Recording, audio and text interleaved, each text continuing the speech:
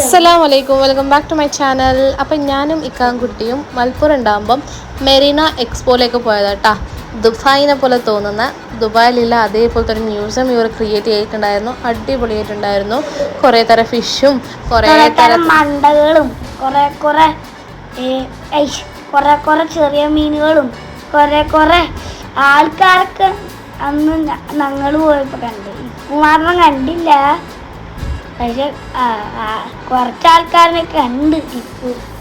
Okay, അപ്പോൾ നമ്മൾ അങ്ങനെ കുറേ സാധനങ്ങളൊക്കെ കണ്ട് കാണാൻ നല്ല രസമില്ല. കെൻസൊക്കെ ഭയങ്കര എക്സൈറ്റഡ് ആയിരുന്നു. ഈ മേലേക്ക് ഇങ്ങനെ മീനൊക്കെ പോകുമ്പോൾ അവൾ നല്ലോണം എൻജോയ് ചെയ്തു, നമ്മളും കുറേ എൻജോയ് ചെയ്തു. അത് കഴിഞ്ഞിട്ട് നമ്മൾ കണ്ടതാണ് നമ്മളെ മത്സ്യകന്യകനെ കണ്ടു കേട്ടോ.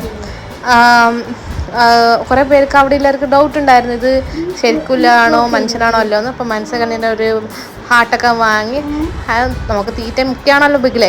അപ്പോൾ അങ്ങനെ ഐസ്ക്രീമൊക്കെ കഴിച്ച് അവിടുന്ന് കുറച്ച് ബുക്സും ടോയ്സും ഒക്കെ വാങ്ങി.